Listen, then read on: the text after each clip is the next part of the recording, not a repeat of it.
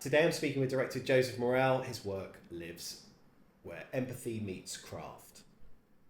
From intimate short films to music videos that put people first, he's built a reputation for honest, human-centered storytelling. His latest collaboration with the film and TV charity asks how our industry can look after its people and brings that question to life with care and clarity. We will talk about trust, process, and the choices that keep the work truthful. Sounds a bit much. Weighty, very weighty intro, yeah.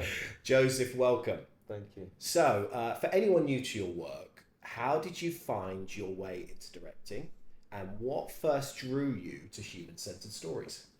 So unlike other people, I didn't know I wanted to be in film from like the age of 5. I always liked making worlds, and I would write short stories, do magic shows,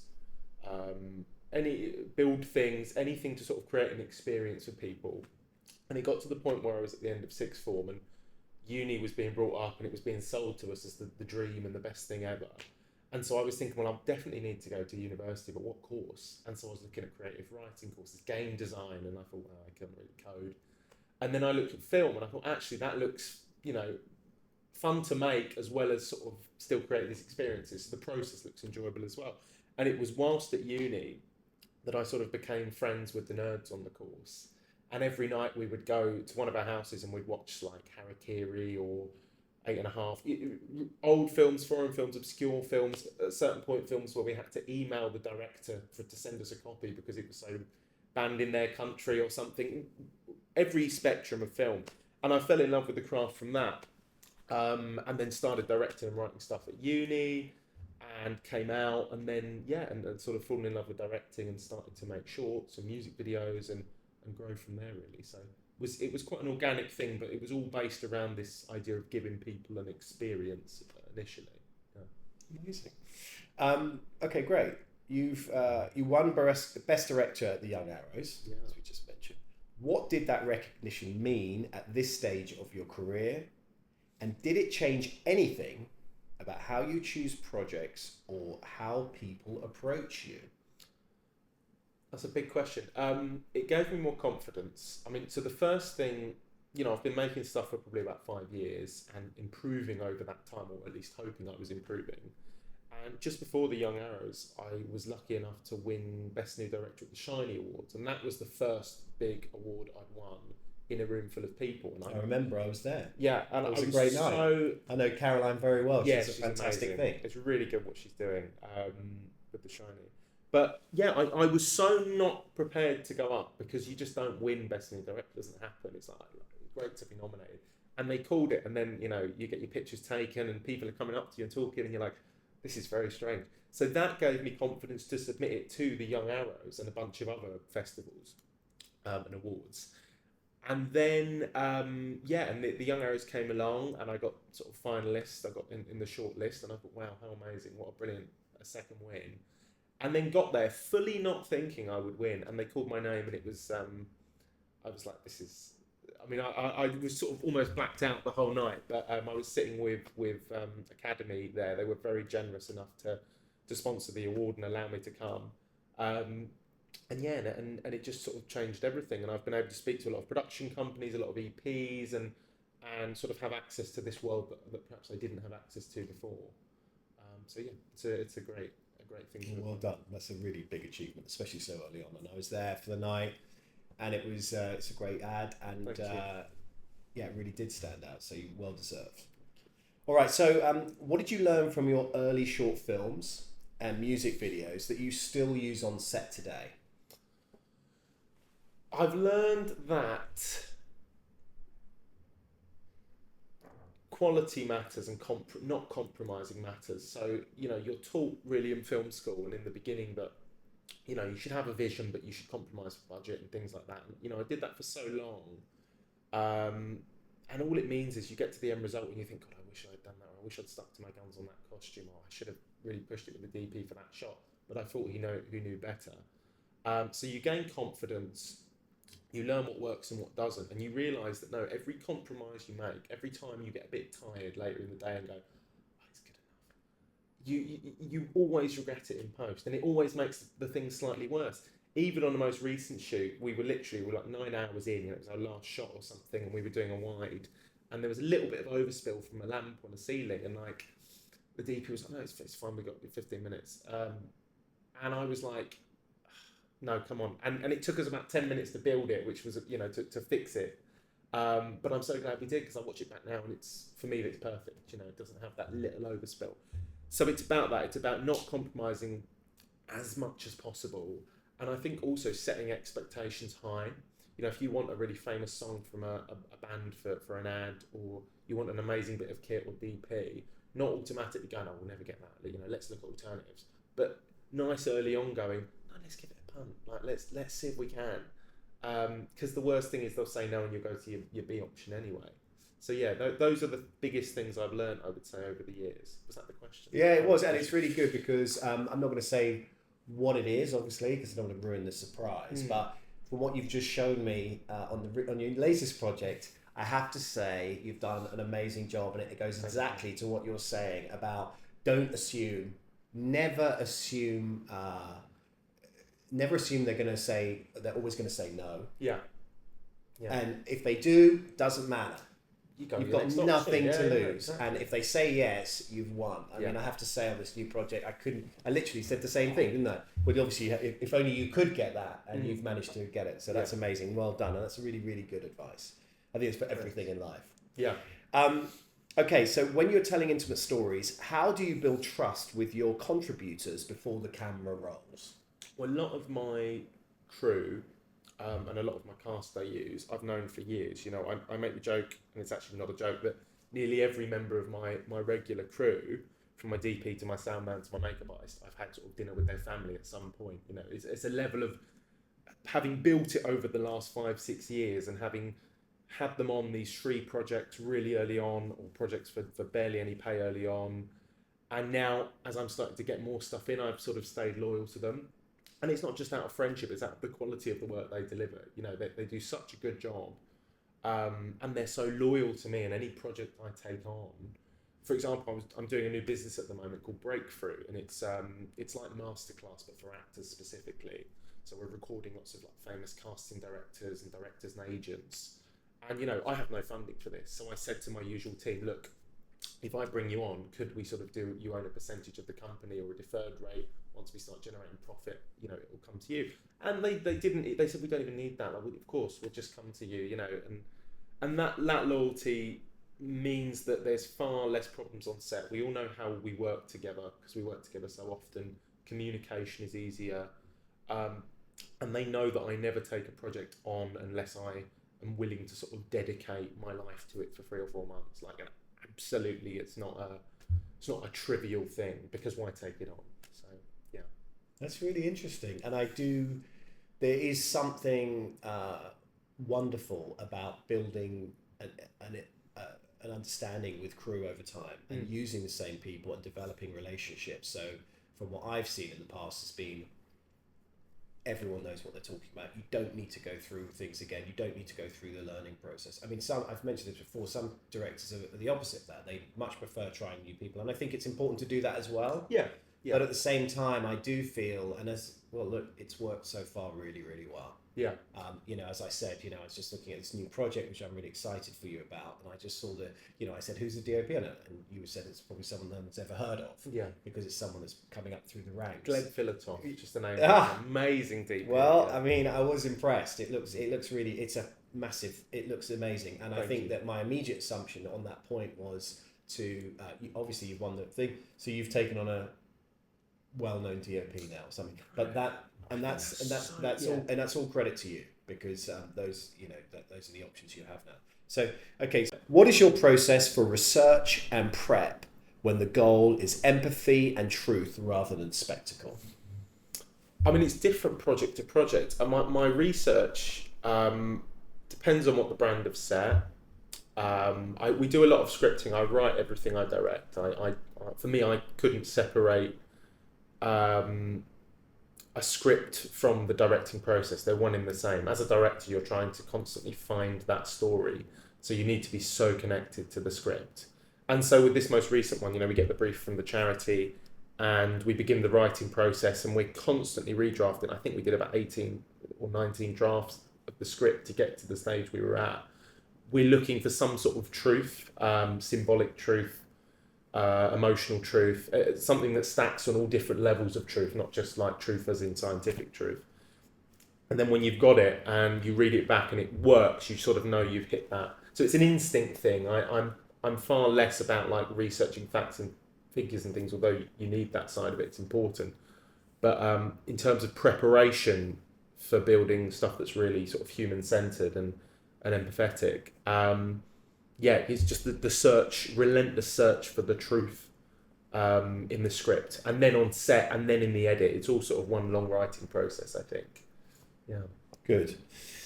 Okay, and let us talk about the film and TV charity collaboration. What was the brief in plain terms, and what problem were you trying to solve? The brief was they wanted it was a brand film, it was an awareness film about the charity, and they wanted to show, bad working conditions on set, some big things that are wrong with the industry, financial instability. They had a lot of different sort of talking points, all the stuff they helped tackle. And so me and my co-writer Mark Woolen, we sat down for quite a while and sort of thought, what's really going to hit people at every level, whether you've just started or whether you've been in the industry 40 years. And we settled on a runner, because really everyone at some point, even if they're in the sort of brand or the agency side, if they've had an interest in film or TV or commercials, they've probably done it a day early on in that position, getting the teas and coffees and things. So I knew we'd get the most empathy from that character. And then really it was a process of working out the touch points. What do we want to show? We want to show the stress. We want to show an element of bullying. We want to show a bit of this, realising we couldn't show everything, going, actually, can we show the financial instability bit in this, or is it going to be too much? It's too many talking points. And then once we'd got a sort of good amount of touch points, we built the script around that. But early on, I knew it was going to be a one-shot, and I knew there'd be a sort of swing jazz drum score behind it. I don't know why, I just sort of was like, this is it. And then as we wrote it and recorded the score, it just became that exact vision I had originally just sort of conjured up. Does that answer the question? Yeah, it has. I'm fascinated because I'm always because you did it because the film has turned out so well. Yeah, I would have. The assumption is always made that, I suppose it's just a traditional assumption from an advertising background, where you're given a script and then you build upon that. But you're saying you wrote the script based on what they were trying to achieve. And did they give you a budget idea at the time, or did they just say, how did they approach you? Because it's almost, it's a wonderful thing to be given the opportunity, a free rein, arguably. Or was it a free rein? Well, because for me, it seems like... What were the parameters? I reached out to the charity a year prior, saying, let me make a free commercial for you, willing to put, $1,000 or $2,000 of my own money into it. I was thinking, I want to make spec commercials, I want to build work as a director. And I came to the assumption that actually far better than spec commercials is attaching it to an actual brand. I think we spoke about spec commercials at one point. Yes, I gave my 10 pence. Step, which I feel is, to anyone's listening, I think it's a terrible idea to do spec commercials. Yeah. And I think the way you've approached it proves that point, because potentially, but if you're there's arguments both sides. If you're a director that wants to do drinks brand ads, you might struggle. You could find a very new drinks brand to try and get it to, but you might struggle necessarily to get work out that isn't a spec. But anyway, you can cut that. No, you know what? No, and also it's a good point to make, because it's good to push back on that, because as you were saying that, I'm thinking now, with the level of with the ability now, with so many options in terms of bringing in visualizations of things, you can visualize. What I'm trying to get at is you can visualize quite cheaply now if you wanted to get away with a lot more. And that might, if you're in a certain... It depends what sort of angles you're going for. It depends what sort of director you're becoming. Yeah. If there's certain directors who are quite out there who might need to visualize their way. Yeah, especially because no one's going to get it, and no one's going to get it. Yeah. Whereas in a more traditional sense, it's a different thing. So that's the point. But I'm thrilled that you went there. I think it's already interesting that you approached someone that's relevant in the industry as well. Specifically, it's quite smart to do that. Yeah, it was a marketing tactic more than anything, if I'm honest, because I went, I'm going to do something for a charity, something that's human focused, because that's the style I want to make anyway. Yeah. So it covers a lot of charities. I like what the film and TV charity are doing. I believe in their message, but equally their audience that they will market the ad to is my audience as a director trying to get directing work. And so I reached out to them. It didn't happen. They said yes, and then I had a big producing project come along, paid one, so I had to take that for about 8 months. And I came back to them at the end of that period and said, I'm still here. I'm still up for this. And they said, well, as it happens, the timing's fortuitous because we're actually about to do our new brand film. And we have a little budget for that. And I said, brilliant, this is 10 times better than before. I've actually got something reasonable to play with That's now, much better. rather than my own money. Still have to put my own money in. I don't know if I should say that, but anyway, Listen, you've got to sacrifice for the art, haven't you? I think you actually have, and I think that's the reality of most directors getting off the ground. They put everything into it. You hear about directors, directors who've made films where they've mortgaged their house. I mean, what are we talking about here? Exactly. People do it for the craft. And this is why I mean, maybe this is just my directing style. I mean, we'll figure it out. But I find it hard to just blindly take a script, something exact in terms of a story formula. This might lose me work, and just do it in a good way. My style is I need to deeply understand what the brand or the charity, what their purpose is. Do you want awareness? Do you want to raise money? Do you want to increase your followers? Do you want people cry? Do you want to make them happy or laugh? At the deepest level possible, and then develop a script from that with the charity, but hold on what I believe as well, because sometimes with brands, I think they get so swallowed up in hitting their touch points and saying, oh, we must make sure that we hit these 5 things in the ad, and actually, because they've hit all of them, you lose the emotional heart, and it won't go as viral, it won't be shared as much, people won't react as strongly, but the charity or the brand is happy because the information is all there. Sometimes you have to just take one of those touch points or 2 and find the truth in it, the emotional truth. It has a much bigger impact. And then people will discover your other touch points later on. Do you know what I'm saying? Exactly what you mean. The only thing I would err on the side of caution, because I've been talking about this with lots of people recently, is empathy. And the reason I'm bringing up empathy, which you're well aware of, is the frustrations I used to have. I'd get a script in, I'd look at it, and they'd be complaining, going, "Oh, why is it like this? Or why is it not? Why is it like that? How do we make it better?" And the process of the germination of the original idea to the combination of the development of the idea thereafter into a script, then positioning it and selling it into a client who has to pay for it, who has very different outcomes. As you've said already, they've got to hit these certain things. Yeah. And then for that process to go all the way through, everyone to sign it off in a very corporate, non-creative environment where the corporation is paying ultimately for this communication. Yeah. And then you get it, and then you push back on that. There's a balance, is all I would say. And I think some of the best directors push that as far as possible. At the same time, just got to be mindful of process that you've got to, if you're working in an advertising. That's true. Charities are very different, much more, you can get a lot more leeway there for various reasons, such as we know, so they don't have any budget, you get more creative freedom for obvious reasons, and also the subject matter is much more human, relatable, and all those things. I'm just saying, that's just something I would just be mindful of, because I've just been fascinated with my own thoughts when I was receiving stuff and being exactly like that.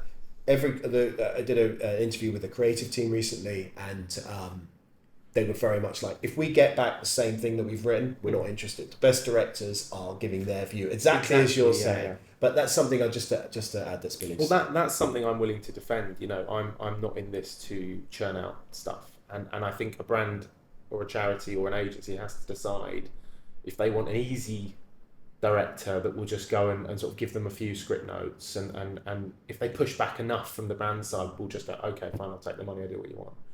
Or they want someone like me, and I'm sort of half hesitant to say this, who if I don't believe in, like, vehemently don't believe 180 in what you're telling me to do, I'll walk away and I'll leave the money, and I don't care, because I'm not in this for the money. There's much easier ways to make money in the world. I'm in this to create a body of work which is truthful and reduces the net suffering in the world, and I wholeheartedly will stand by that.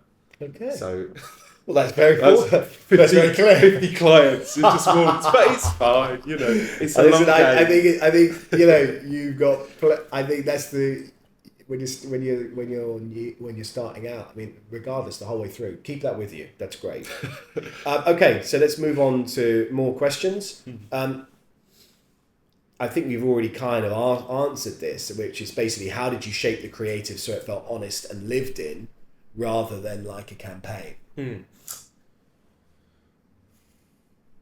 Yeah, again, just a reiteration of truth. You're constantly looking for it in the script, in your casting. You know, I don't cast easily. It takes thousands and thousands of people and emails and interviews and auditions to find an actor who is not just going to give a good performance, but is going to give the most truthful performance that touches you in your soul. And it's, a relentless pursuit of truth is all I could say, but I think I touched on that. That's great. All right. And it's funny as you're answering the questions. Next question I'm going to ask. So this is specifically about casting, which you kind of touched on, but maybe you want to talk about that a bit more, develop it a bit more.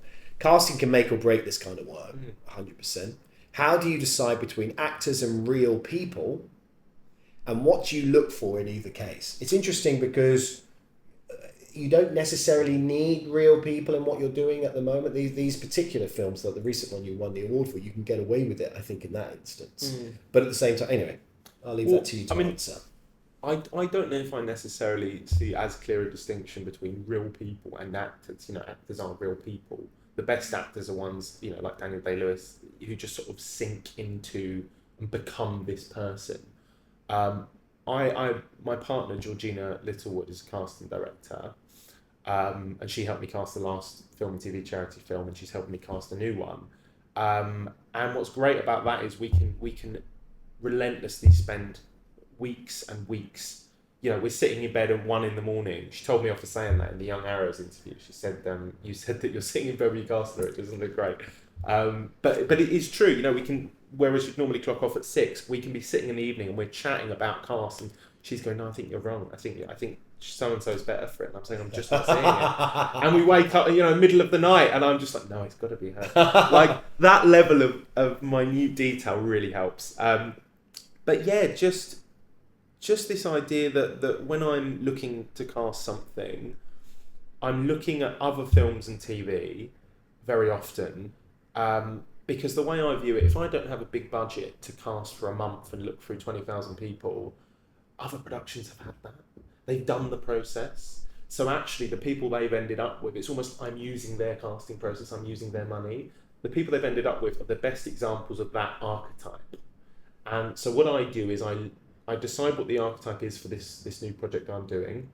And then I go to other films and TV and look for a similar archetype because I know they can do it. And I could reframe the job. So, for example, Stephen McMillan, who was the runner in the previous film and TV charity job, we saw him in Boiling Point.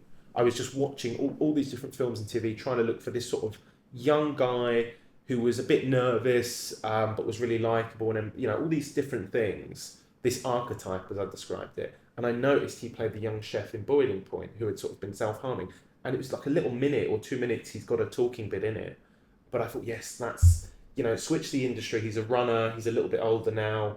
Absolutely the right thing. And then with this most recent one, Tony Marshall, who we've cast, who was Noel in Casualty for 12 years and was the bartender in Life on Mars.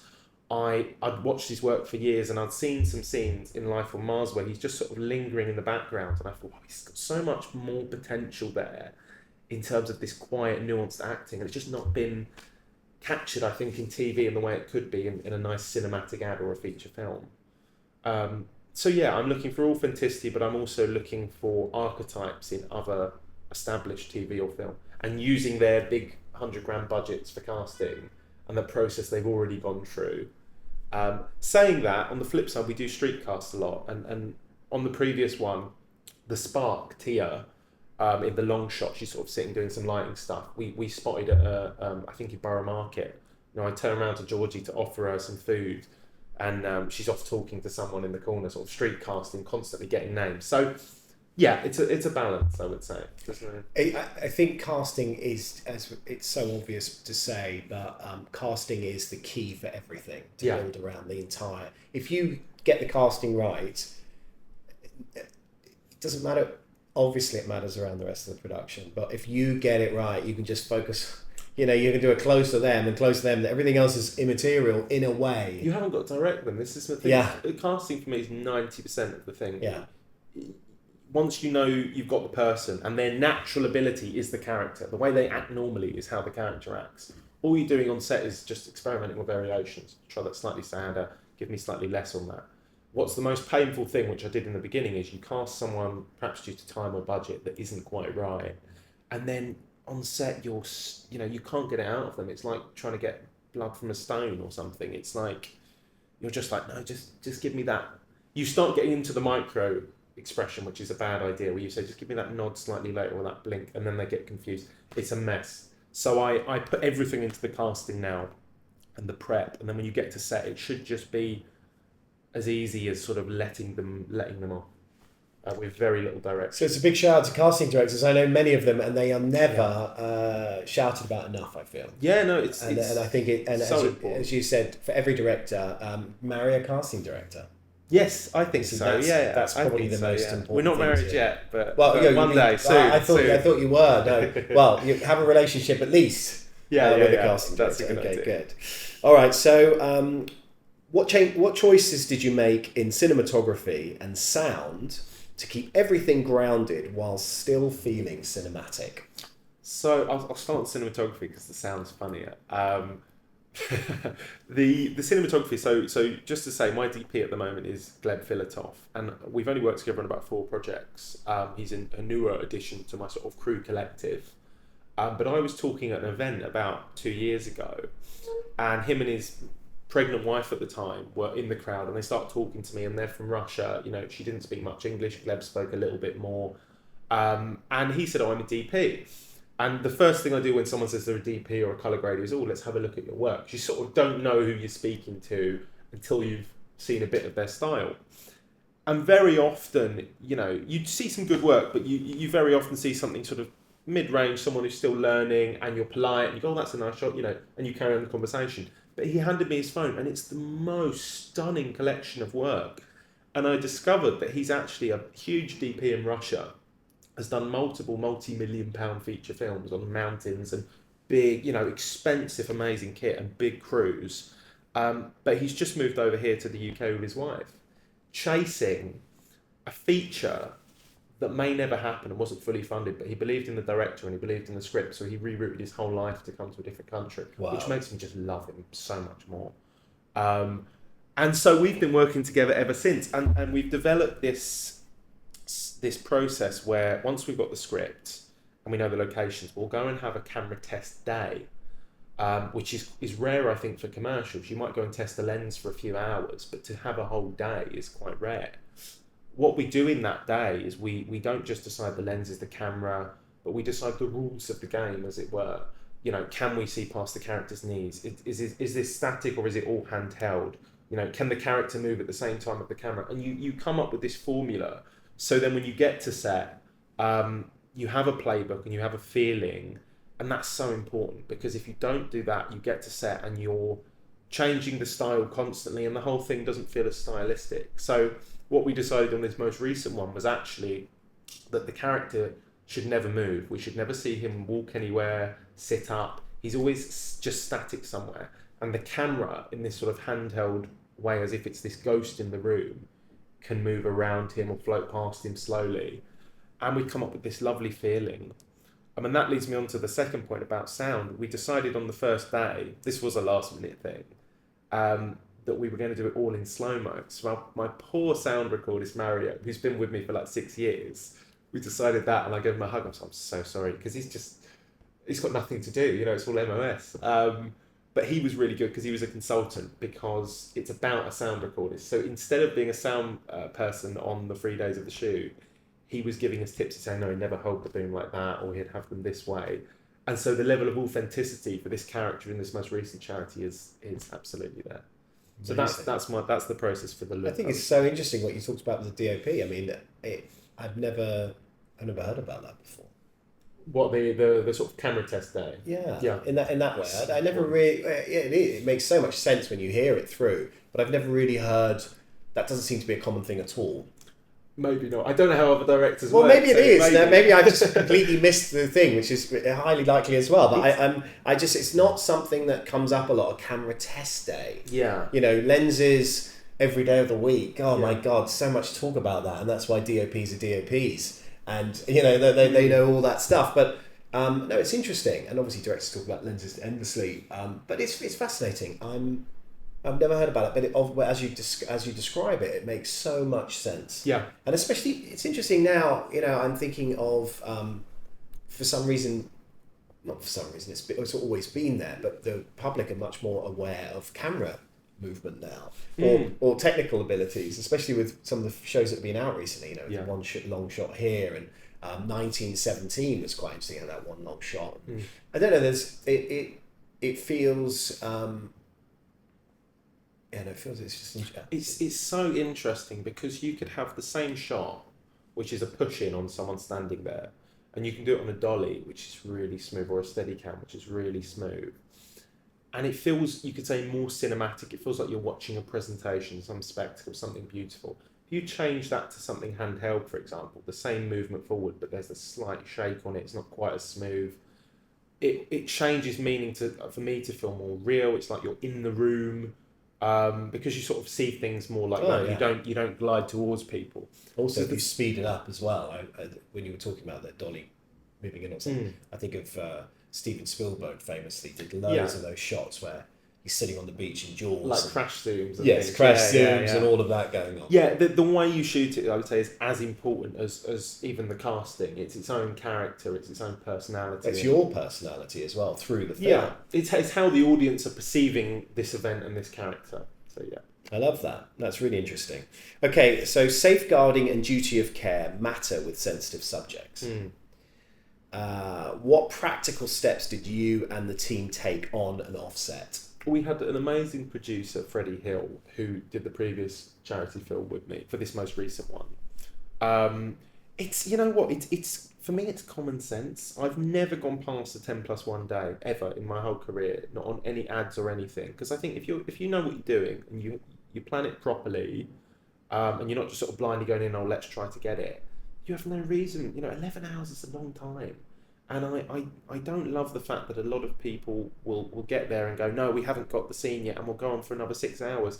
Those cast and crew have lives. You know, you've given them a set amount of time, and you're keeping them from their prior commitments. It is a job at the end of the day. They're being paid to be there. I know they get overtime, but it just seems really unfair for me. So it's common sense about getting things done in the time, because 11 hours is enough. And treating people in the right way. You know, if someone's done something wrong, which is going to happen, don't berate them in front of the set. You take them aside and say, oh, do you mind doing this like this next time, just because of this? And they go, yeah, of course.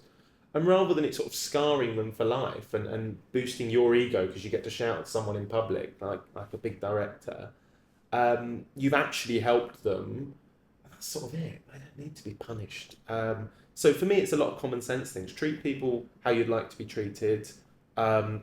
Stick to what you say to people. Don't break promises, and give them a reasonable working day and give them a good lunch. I mean, maybe that's too oversimplified, but just that, I think, is a good way to do things.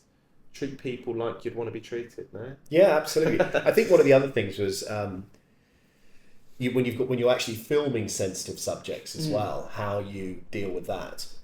Let me think. I mean, we haven't actually, saying that, I did a Holocaust film a few years ago, so we were sort of doing some really sensitive stuff, you know, in like a replicating one part of a gas chamber. It was a film called Sonder. It was about Sonder commandos. Oh wow! Who are the ones who are made to shave their heads and drag the bodies out at threat of death, you know. So they have to do it.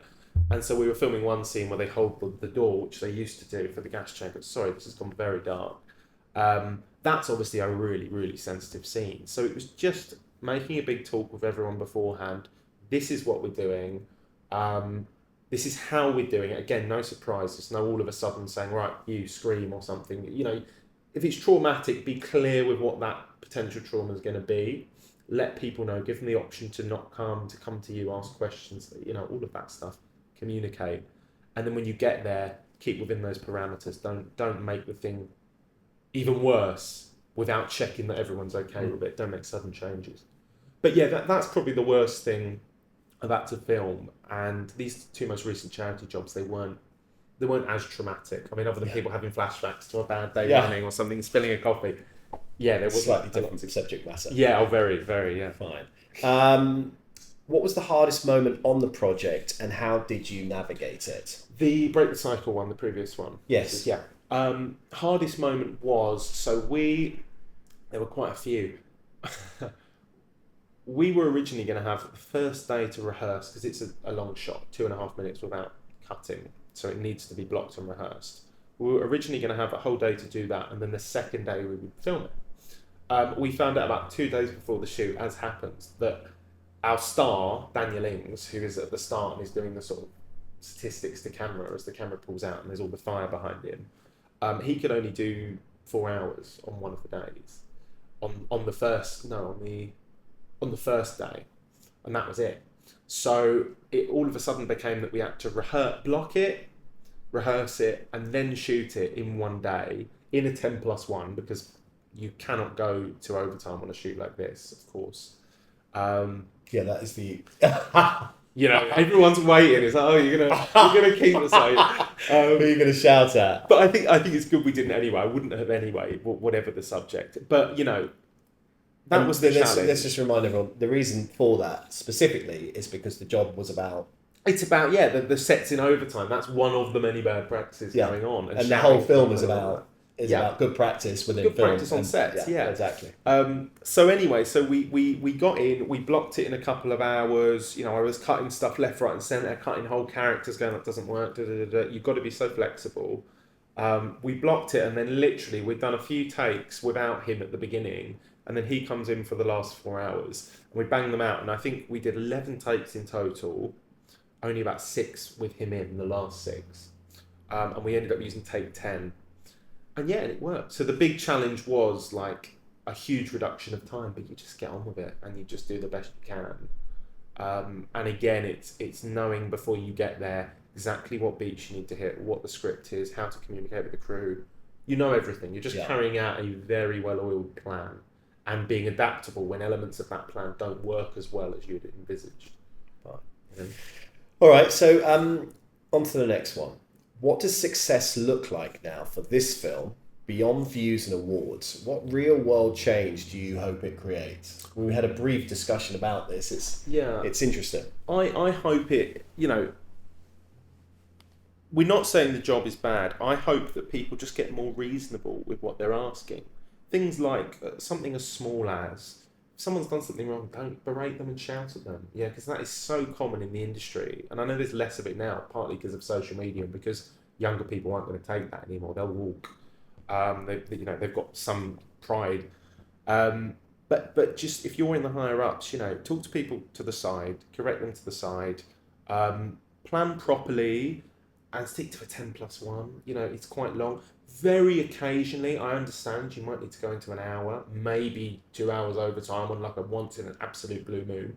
But this idea of regularly doing overtime, nearly every shoot is 3 or 4 hours over, and then on a bad day it's 6 hours. I heard that. That's very common.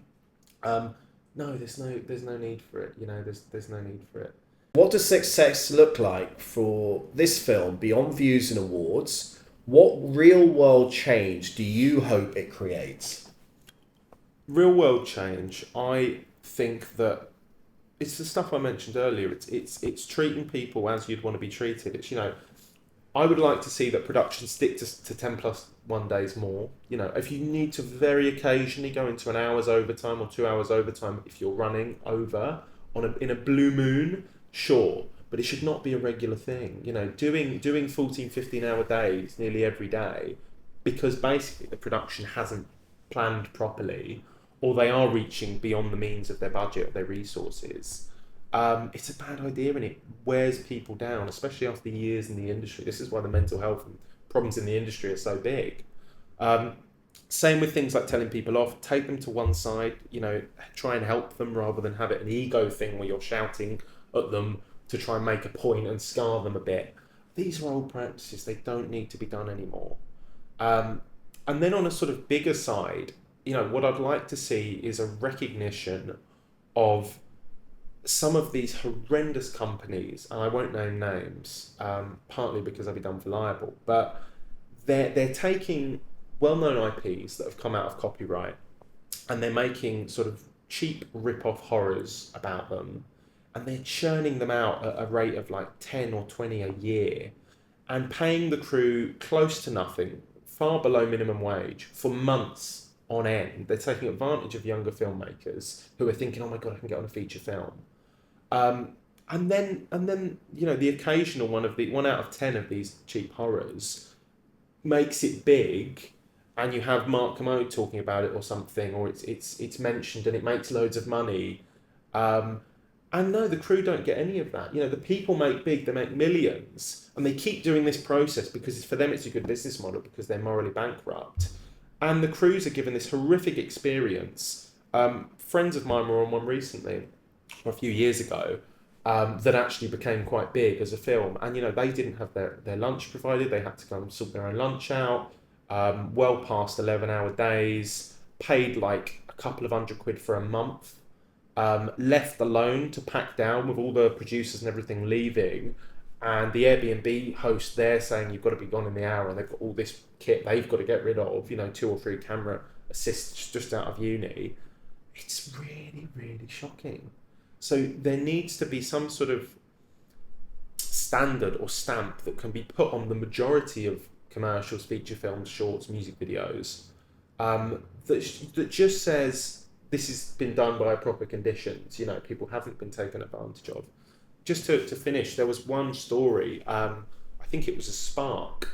So my friend Callum, who's a camera assistant, he was telling me he was on one of these productions, and it was this girl who was a Spark's first thing. She'd just come out of uni, and it ruined the industry for her. She had this month of hell and fell out of love of the process in that month, going, I don't want to do this. She was worn out, she was knackered, she didn't believe in what they were doing, she was treated really badly by the production.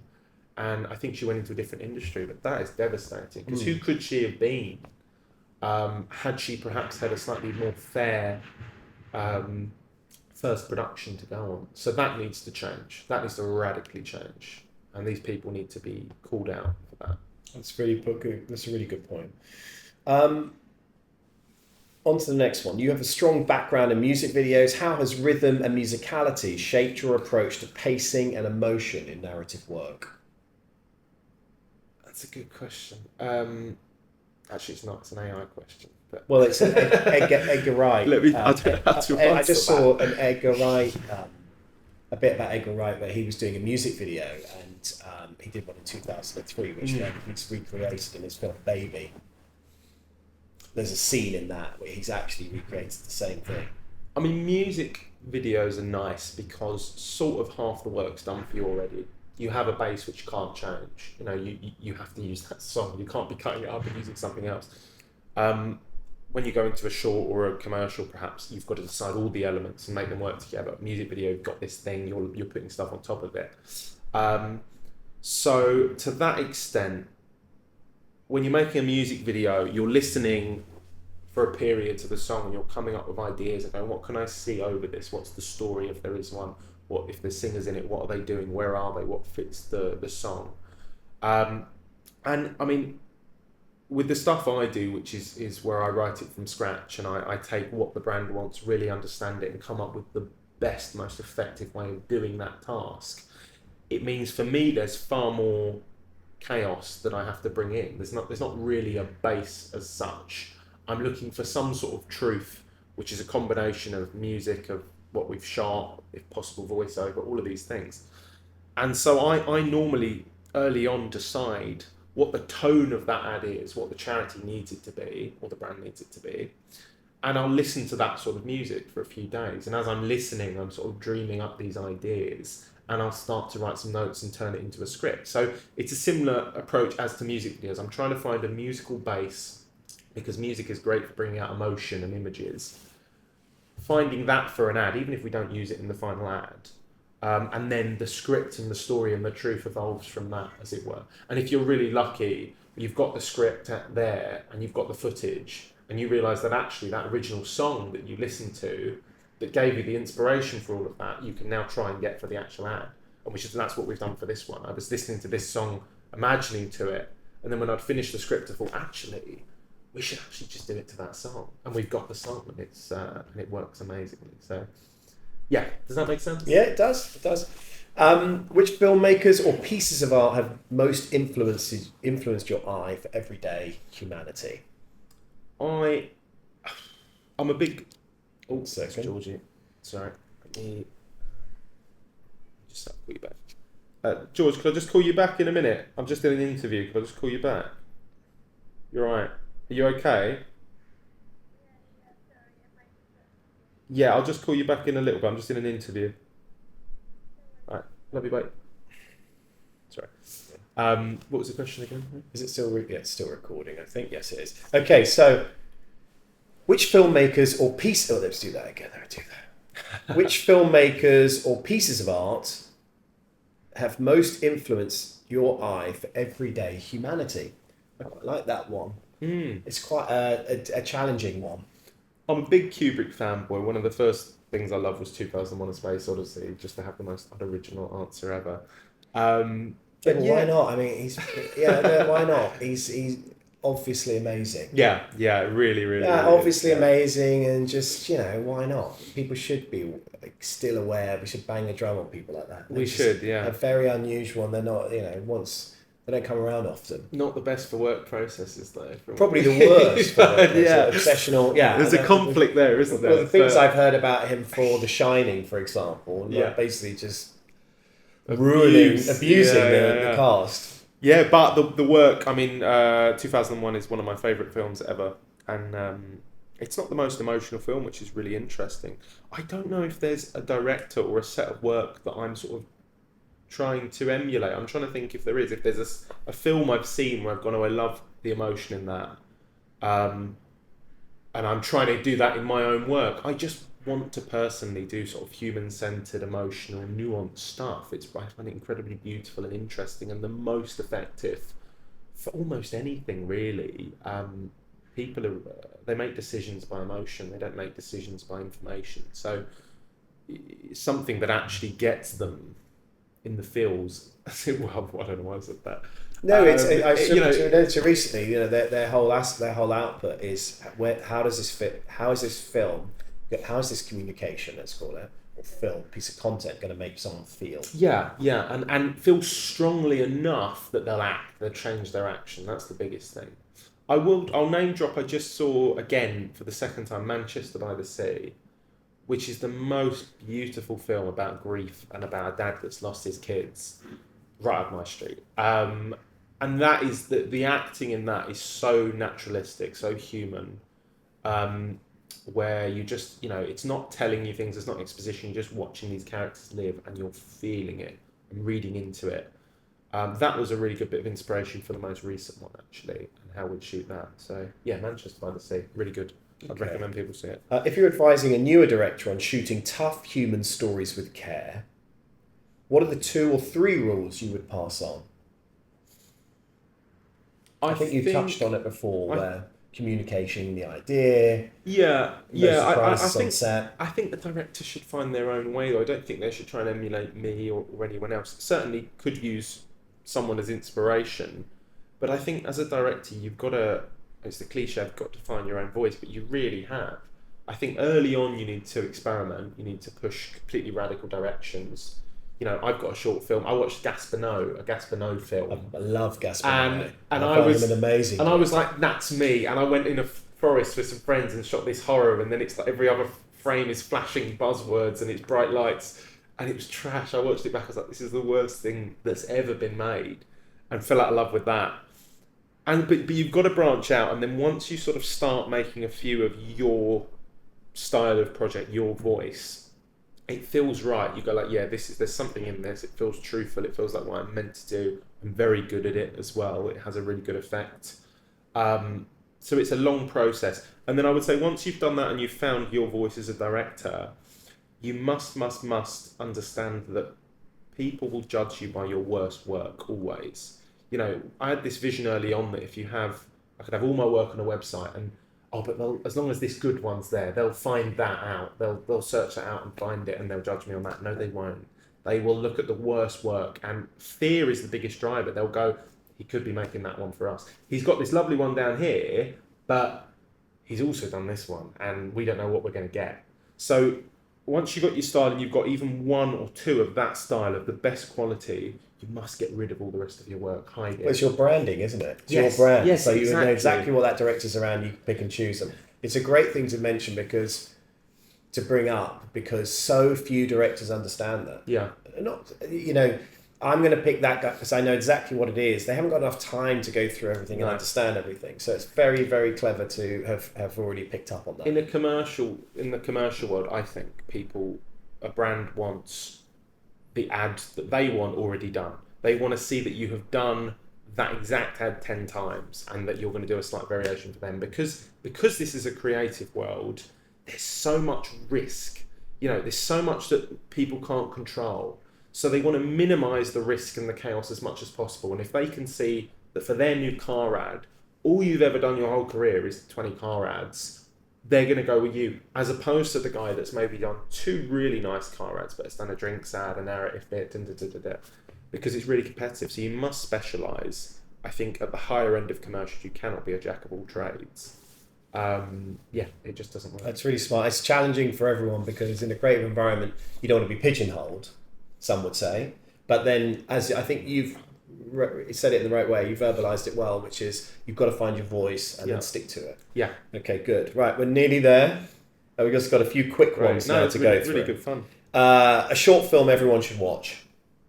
A short film everyone should watch. And these are quick questions, just remember. So we're just going to do one bit. So we're not. This isn't like this isn't a test. It's an ad, but it's sort of a short as well. Is the 1 second a day one that came out a while ago for Save the Children in Need. Okay. Really famous one, but it's literally this girl's face, like a mid shot, and it shows you a second from every day, and you see this narrative go on. It's about 2 minutes. One of the best ads I've ever seen.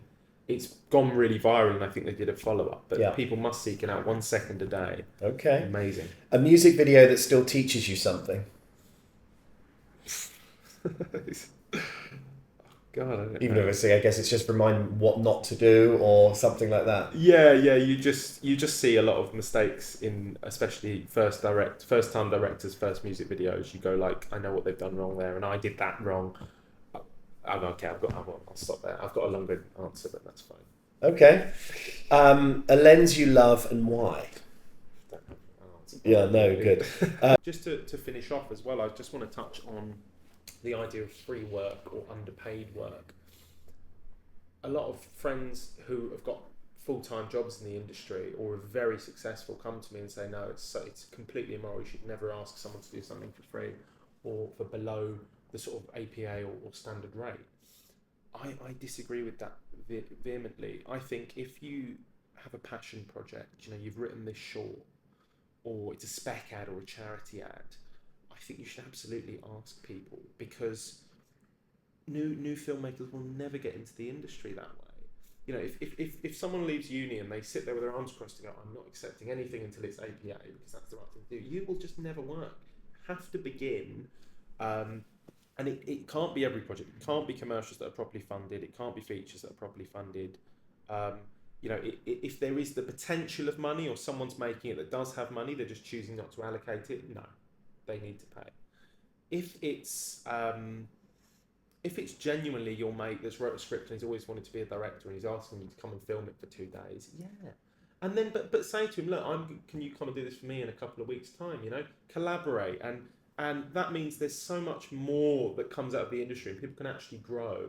So there is a balance. The key word is balance in terms of doing work for cheap or free. Do it for passion. Do it if there's a purpose. Do it if you believe in the person and they're going to collaborate with you. But don't do it just because a brand or a charity or someone who potentially has the money has decided they're not going to quite allocate enough for this because they know you'll get some cheap favours in. That's wrong. Okay, well that's it. Joseph, thank you so much. Thank you very much. This has been a joy. Cheers. I really appreciate that. Thank you.